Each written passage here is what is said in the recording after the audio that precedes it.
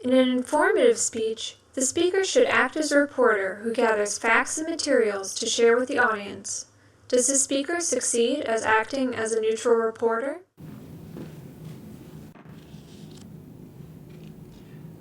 If you have a full-time job, would you rather work 8 hours a day or 10? Ever since World War II, the typical work week has consisted of 5 days a week for 8 hours a day, for a total of 40 hours. But in recent years, some companies, schools, and some government agencies have converted to a different work week. 4 days for 10 hours a day. And that's a total of 40 hours, of course.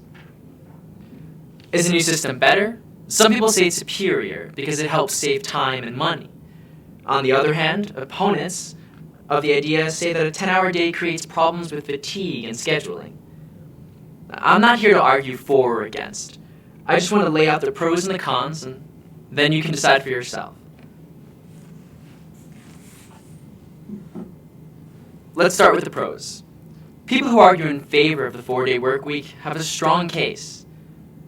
They point out that employees save money on gas by traveling to and from work one less day.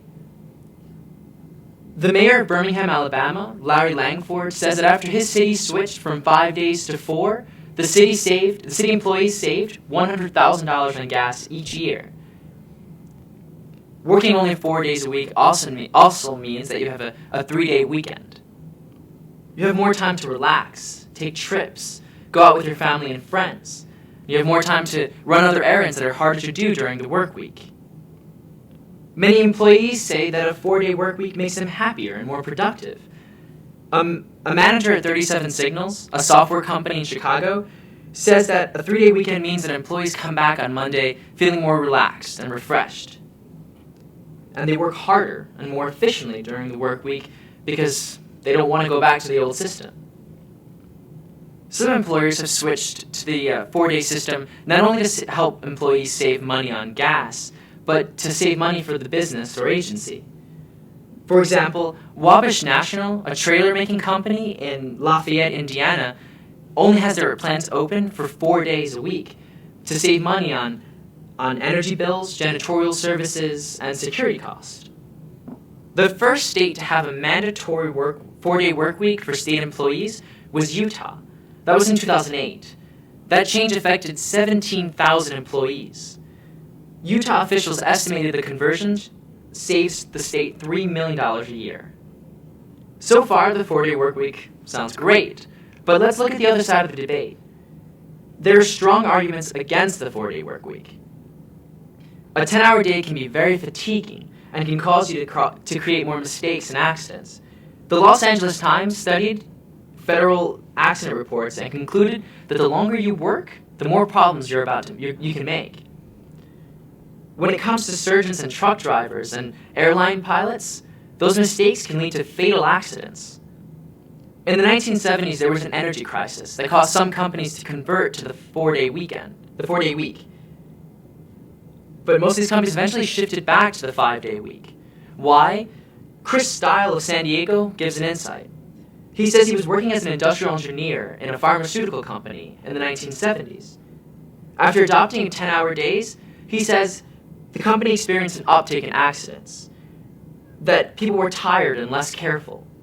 After the gas crisis waned, the company returned to 8 hours a day and the number of accidents dropped. The 10-hour workday can cause a drop in productivity as well. For example, on an internet discussion forum, one woman who worked in an insurance agency said that she usually my brain gets tired and I just coast the last 2 or 3 hours. The 4-day workweek causes family problems as well. On Monday through Thursday, parents have a hard time fulfilling their responsibilities. Taking kids to sports and school activities, preparing a family dinner, helping with homework.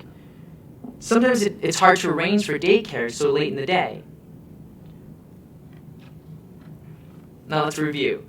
We've seen that some people like the 4-day work week because it gives them an extra day, it gives them a longer weekend. But opponents say that the shorter work week can lead to fatigue and mistakes and scheduling problems. Now, this is a tough issue that doesn't have an easy answer. I spent the last week asking my friends which one they would prefer, and when I asked, they all said they prefer the 4-day work week. Now, when I asked if they preferred longer shifts for people like surgeons, truck drivers, and airline pilots, everyone said, no way. I'd be happy to take questions and comments.